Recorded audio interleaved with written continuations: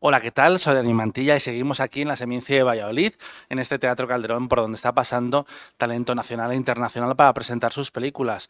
Talento nacional, aunque está muy acompañado de talento internacional también, como Javier Rebollo. Bienvenido a Quinótico. ¿Qué tal? Muy bien, gracias. ¿Qué se siente al presentar una película 12 años después de El muerto y ser feliz? Cada película es diferente y cada festival es diferente. Eh, uno se aturde cuando tiene que exhibirla, mostrar la película. Es difícil de explicar para quien no Ujú. hace películas, igual para quien hace pasteles, no sé. Pero es muy difícil. Para mí es motivo venir a Valladolid porque yo aquí empecé con todos mis cortometrajes. Ujú. Es motivo porque crecí como cinéfilo, como espectador y luego como director. Más que quizá ir a otro festival. Ujú. Es especial este año para mí. Y que se siente además al dejarla marchar, porque ha sido un proyecto largo, es una producción internacional, que rodasteis en África, que tuvisteis que cambiar de país en el último momento por cuestiones logísticas.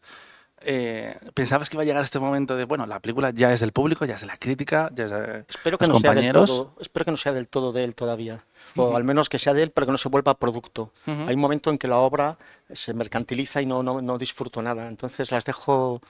De hecho, mis películas parecen en parte inacabadas por eso, porque no quiero que rápidamente puedan pasar a ser producto. Por eso trabajo en el cartel de otra manera, por eso Ujú. trabajamos en la promoción de otra manera, por eso se distribuye de otra manera. E intervengo sobre la película luego de manera performativa, haciendo con ella cosas que no la limiten a una película. Intentamos expandir el cine, sí, sí. Ujú. Hacemos obra, no productos. Ayer estaba leyendo entrevistas que hiciste después de tu última película y lo que le estabas contando ahora encaja perfectamente con tu visión de la industria, de la profesión, del arte de contar historias y realmente estás un poco como fuera de la industria a ese nivel. Pero una cosa que me llamó la atención es que hace 12 años, cuando hiciste una película completamente diferente, hablaste de películas basadas en hechos reales y dijiste lo siguiente. A mí me gusta llegar a la verdad, por lo falso, porque es apasionante, es mucho más difícil y mucho más poético y a veces mucho más cómico. Y me parece muy interesante porque creo que todo eso está en la película. Qué bien traído, ¿no? Y lo Está bien, dijiste hace bien. 12 años, hablando de una cosa completamente diferente. Bueno, yo no sé si habías pensado ya en esta historia. Esa historia está en el cajón, Ujú. pero lo has traído tú muy bien ahora. Y la película que hicimos entre medias, que estrenó en San Sebastián para la Ujú. guerra, sobre un guerrillero asesino, Ujú. eh, un asesino del régimen, también es un delirio en el que no sabes cuánto hay de verdad y cuánto hay de mentira, que cada uno negocie con su ojo. Ujú. Y digo que lo traes bien porque parece que está sido dicho para esta película de la vida de Gabriel Bea, un Ujú. personaje histórico que le desalcanforamos y entonces le estiramos desde el argumento para volverle poesía, para volverle humor. Y es que a veces hay que hacer eso, ¿no? Para que las cosas parezcan más verdaderas. ¿A Ujú. ti no te pasa cuando cuentas una historia que hay que exagerarla un poquito para Claro. que parezca verdad? Esto ya lo decía Lola Flores. Yo lo cuento y ya pareces verdad, de verdad. De dónde venimos no es tan importante Claro. como el relato que construimos. Y eso es muy árabe. Y esta película es una Ujú. película oriental que convoca un tipo de narrativa que no es nada occidental, donde hay los malditos tres actos aristotélicos, Ujú. donde hay un conflicto central que destruye para mí la película, porque lo que hace es igualarla a todas, unos códigos Netflix. En cambio, las narrativas orientales, y te digo narrativa, no te Ujú. digo historia, no te digo novela o relato. Las narrativas están trufadas de historias que contienen historias, historias que contienen historias y nunca se acaban. Ujú. Pero sí, es que me sorprendía cómo hablando de una película tan distinta haya sido tan coherente 10 años después y me gusta, me gusta. ¿Qué fue lo que...? Coherente has sido tú al traerlo. Yo no suelo ser nada coherente. Bueno, pero yo creo que en este caso está en la obra. ¿Qué fue lo que te llamó tanto la atención de este personaje? ¿Por qué se quedó contigo? Bueno, yo soy cineasta, los Lumière son nuestros padres, son los más modernos todavía hoy en día, y su obra estaba muy escondida. Y cuando a finales de los 90 se descubrió, casi por casualidad, metida en un armario, uno de sus herederos que ha estado por aquí, Philippe Jacquier, y Tavernier empezó a hablar de ella, yo quedé fascinado por un par de peliculitas, luego coincidí por casualidad con Tavernier un día, nos pusimos a hablar en un kebab, precisamente en un kebab de París, me dijo que era el operador más de todos los Lumière, eh, investigué, leí sobre su vida y me di cuenta que era una vida novelesca, apasionante, aparte de un gran artista. Y, y me di cuenta que había una película muy complicada, ¿no? Porque cómo traes a un operador Lumière a la época, a la contemporaneidad, sin hacer cine rancio, cómo convivir el cine de aventuras con la reflexión metacinematográfica, cómo hacer una película lúdica, alegre, pero a la vez de aventuras y didáctica, porque es un film que contiene muchos films y Mm. armonizar todo esto era lo complicado. Ujú. Y una vez que te das cuenta que hay una película, ¿cómo es el proceso hasta hacerla realidad? Bueno, los procesos son lo interesante en el cine y en la vida, el proceso, no los finales. En el final siempre hay una pulsión de fracaso, ¿no? Para los orientales no hay final, no hay Ujú. muerte. En eso son muy marxistas, no se dan cuenta, todo es entropía. Entonces lo importante es el proceso. Me gusta que digas eso. Yo vivo las películas instalándome en ellas.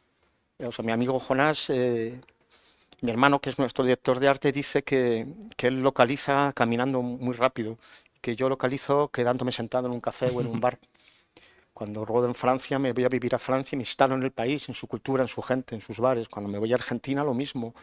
Y aquí ha pasado que he estado 5 años instalado en el norte de África, en Marruecos primero, luego en Túnez, y poco a poco me hago dichoso de la película y la película aparece. Es la película la que viene. Claro, esto te lo permiten productores como Luis Miñarro, como Natalie Trafo o Roberto Butragueño, que todavía no hay casi una línea escrita, pero te permiten ver antes de ver. Entonces es un proceso que no tiene nada de convencional. No sé si es más genuino, pero yo lo disfruto más y lo encuentro más sensual. Ujú. Es largo, y ninguna industria podría permitírselo porque es un proceso muy caro, pero es una forma de conocimiento a la vez que de vida y no podría hacerlo de otra manera. Ujú. A nivel logístico, ¿cómo fue ese cambio? Porque ibais a rodar en Fez, en Marruecos, y de repente tenéis que buscar una solución porque ya no podéis hacerlo allí y os vais a Túnez. ¿Cómo te cambia la película? Bueno, una película, esto es algo que no está muy cerca de lo que es un proceso del cine, no lo sabe. Una película está cambiando todo el rato, salvo películas muy caras, salvo Lo Imposible o La Sociedad de la Nieve, o una película de Spielberg que hacen 2 planos al día. Las películas están tan calculadas porque tantos millones. Una película es algo vivo, que cambia todo el rato. Cambian los actores, cambia la meteorología, cambia el estado de ánimo igual de tu operador o el tuyo. Ujú. Y tú tienes que estar todo el rato disponiendo de una manera, pero al final hay que atacar, hay que decidir en ese instante precioso del rodaje, que es el último. Y hay los que en ese instante de verdad se arrojan a hacerlo de otra manera porque la realidad le ha ofrecido algo o hay un problema y hay que solucionarlo. Y yo disfruto mucho con eso, creo que debe siempre haber un obstáculo para que aparezca el cine. Ujú. Tiene que haber una resistencia para una obstrucción, ¿no? Que diría las von Trier, para que Ujú. aparezca lo cinematográfico. Claro, a veces hay obstrucciones muy grandes, se te muere un actor, no llega Ya. el vestuario, pues pongo los actores desnudos, como hizo Son Wells en aquel asesinato maravilloso de Otelo, y queda mejor, o me echan del país. 5 años planeando en los palacios más grandes de África y al final acabas rodando en las cuevas de la Guerra de las Galaxias. Lo mismo y su contrario es más parecido de lo que parece. Son contrarios diferentes. Ujú. Para mí hizo crecer la película. Perdí un lado más documental, más realista, de estos palacios y ropajes profundamente árabes, y al inventar un país imaginario, el país del Nud, que significa luz Ujú. en árabe, al rodar en estos decorados maravillosos de la frontera de Libia y Túnez, donde rodó Lucas, Tatooine, Ujú. se llama el planeta que inventó Lucas para Skywalker, y Tatooine se llama Ujú. la región. Al filmar allí pudimos abrazar la fantasía, una ropa mucho más loca, una ropa mucho más de ciencia ficción. Pensábamos mucho en Moebius, en los diseños que hizo para Dune, para Jodorowsky, para Alien. eh, Al haber un planeta imaginario, ese decorado respiraba de otra manera. Un planeta, bueno, sí, es un planeta, Ujú. una suerte de Sí, sí, planeta. sí, sí. Olvidamos gracias a la expulsión y abrazamos otra idea. Una cosa que me gusta mucho de tu cine es que no importa tanto el qué, que también importa, sino el cómo. Y los narradores, la forma de narrar también es muy particular. Se habló mucho con el Muerte y Ser Feliz, pero aquí también tenemos un narrador como en tercera persona, tenemos esas confesiones a cámara de los diferentes personajes. ¿Cómo surge ese elemento de la historia? Me gusta cómo lees la película. Hay muchas instancias narrativas. Ujú. Están las cartas, están los diarios, está este narrador que no sabes quién es hasta el Mm. final, que narra en inglés, que es algo cervantino. Están los propios actores, los personajes hablando al espectador entre ellos y a cámara. Es una polifonía de voces que de nuevo tiene que ver con el cuento árabe, que de nuevo tiene que ver con las cosas como son. Pues no se sabe, depende de quién las mira y quién las cuenta. Eso es muy las mil y una noches. Y a mí me encanta contar la narración, que no la Ujú, novela.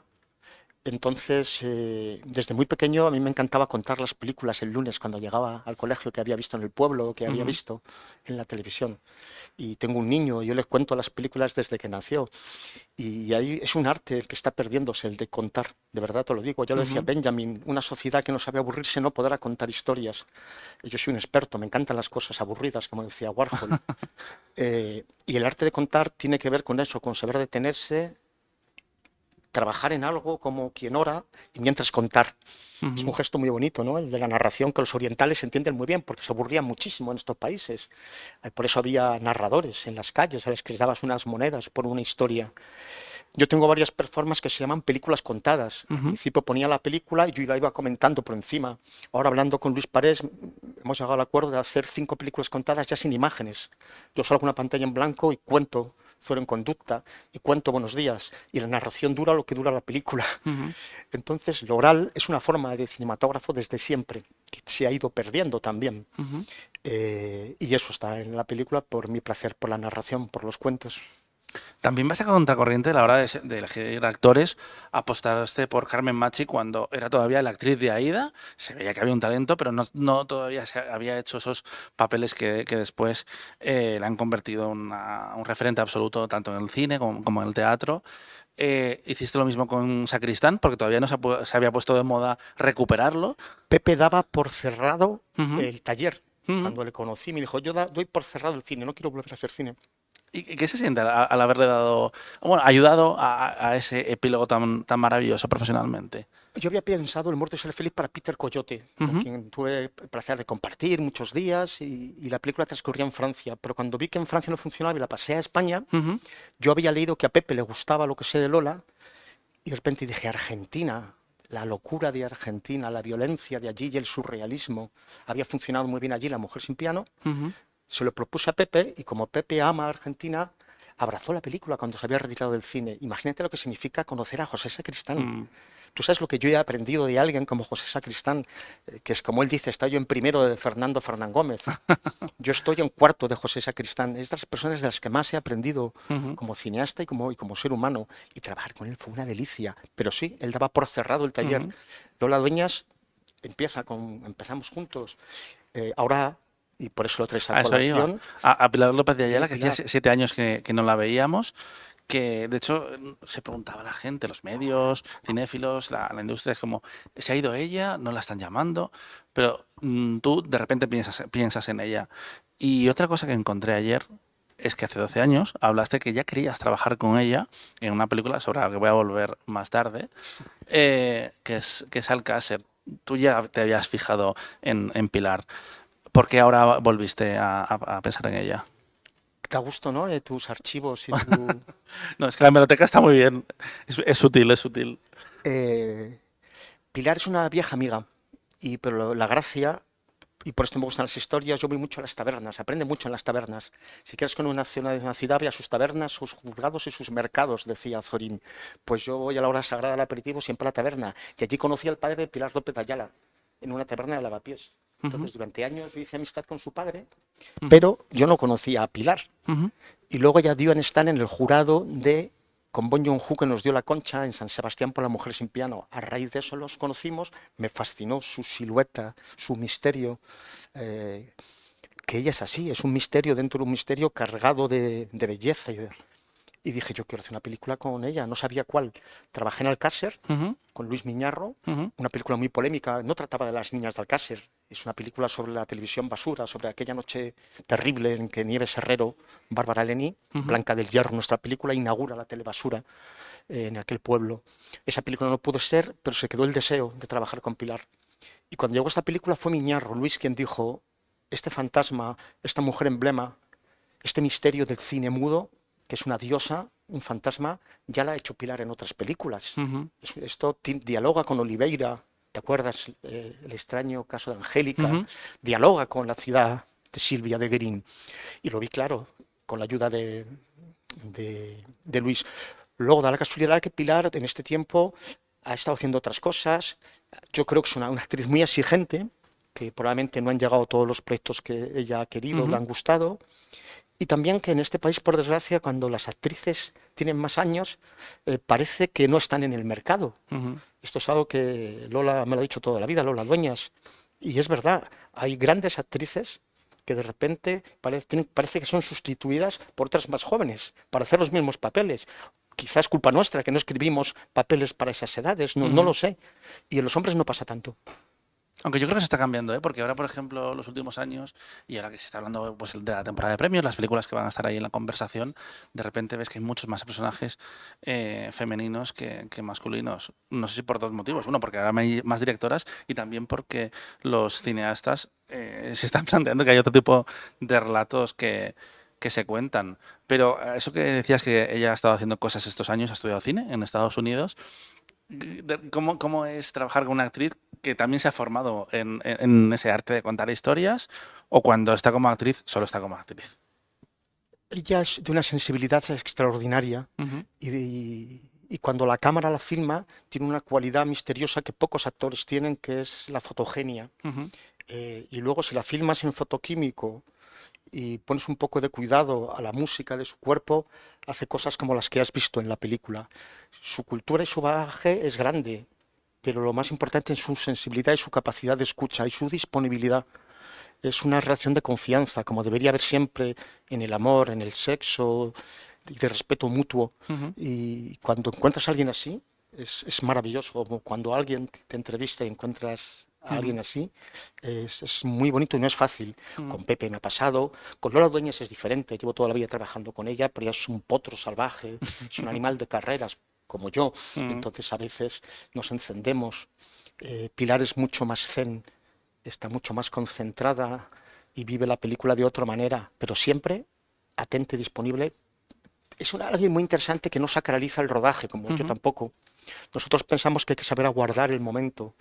Como rodamos en fotoquímico, además, ujú. el ritual es mucho más sensual, mucho más tranquilo. No hay la prisa con la que se rueda, porque puedes rodar todo lo que quieras. Entonces, muchas veces esperamos preparando la luz adecuada, esperamos a que la cámara esté lista, que es más lenta, con lo cual piensas más, y eso crea una situación de confortabilidad Ujú. frente a los que nunca han filmado en fotoquímico, muy interesante, y para Pilar eso es estupendo. Hablabas antes de que el cine es un arte vivo, lo hemos visto eso con ese cambio de planes que tuvisteis que hacer en Alcoba del Sultán y también, por ejemplo, que nos salga adelante esa película de la que hablabas, de Alcácer, que claro, yo desde fuera no entiendo cómo no puede salir adelante, sobre todo ahora que quizás es que llegó demasiado pronto, porque ahora se está hablando un poco más otra vez de cómo se cuentan los true crime, de cómo pueden aparecer esos escándalos y los consumimos como si fuera comida basura, básicamente. ¿Cómo te llevas con esa parte industrial de estar trabajando en un proyecto durante años y que pueda no salir? Ah, no me da lo mismo, no me importa, el placer lo guardas tú, el placer de estar con Luis Miñarro, con Bárbara Eleni, con tu equipo, no me importa, son procesos, en eso soy, no, se llora más muchas veces por las plegarias atendidas, que diría Teresa de Jesús, que por las no atendidas. Ujú, Pero quizá vuelva algún día sobre esa película. Muerte en directo se llamaba. ujú. Alcácer, Muerte en directo. Era una película muy oscura para las televisiones. Las ponía en un lugar muy complicado. Yo pensé que iba a ser fácil producirla, pero ninguna televisión se interesó por ella. Porque en el fondo también va un poco sobre ellas. Sí, claro, va sobre ellas. Las ponía el espejo de lo que son, de lo que nos hemos transformado, los espectadores también alimentándolas. Y, y hoy en día no me interesa nada lo que están haciendo con el true crime, con tantos asesinatos, crímenes y falsa cine político, porque no es político como si era la novela negra, no les interesa a la sociedad, les interesa el espectáculo, no hay ninguna reflexión sobre la naturaleza del mal, sino lucrarse del mal, del horror y del crimen, cuando el crimen, ahí está toda la literatura negra americana y francesa, siempre ha servido para radiografiar una sociedad. Aquí no quieren radiografiar nada, quieren aprovecharse y hacer dinero, como hace Netflix y tantas plataformas. Y sobre todo es que además nos encanta hablar de lo mal que lo hicieron en el pasado, mientras en el presente se está haciendo algo muy similar con otros casos. Sí, sí, Es como si hablas de otros, consigues que no hablen de ti y puedes seguir claro. ordeñando la vaca, de alguna forma. Mira, estamos preparando ahora, me apetece contártelo, una película sobre Gloria Fuertes, Ujú, con Lola Dueñas precisamente, una poeta una poeta importante, una punky, una Ujú. mujer muy adelantada a su tiempo, que creo que están gentrificándola y es muy complicado la opinión pública, es muy complicado, muy complicada la tele, el true crime, Gloria Fuertes, la moda. Hay tanta información, hay tantos medios que es muy difícil, ¿no? Encontrar el momento adecuado de hacer una película. eh, Igual hay que esperarla y sacarla después, como tú has dicho, la Ujú. Castle, pero el true crime lo están estropeando. Cuando siempre fue. A mí me encanta novela policíaca, Ujú. pero la han hecho a perder. Ahora yo quiero hacer películas de poetas. Pues Javier Rebollo, nos hemos quedado sin tiempo, pero ha sido un placer y que bueno, iba a decir disfrutes de este regreso al cine, de volver a compartir la película, pero es eso, tú has estado trabajando en proyectos, algunos han salido, otros no, pero ahora este sí lo podemos ver como espectadores a partir del 15 de noviembre Ujú. en Alcoba del Sultán, así que nada, un placer y muchas gracias. Gracias a ti, qué gusto Nada, un placer, que se lea sobre cine y se divulgue y que no hagamos noticias rápidas. un placer, muchas gracias. Chao.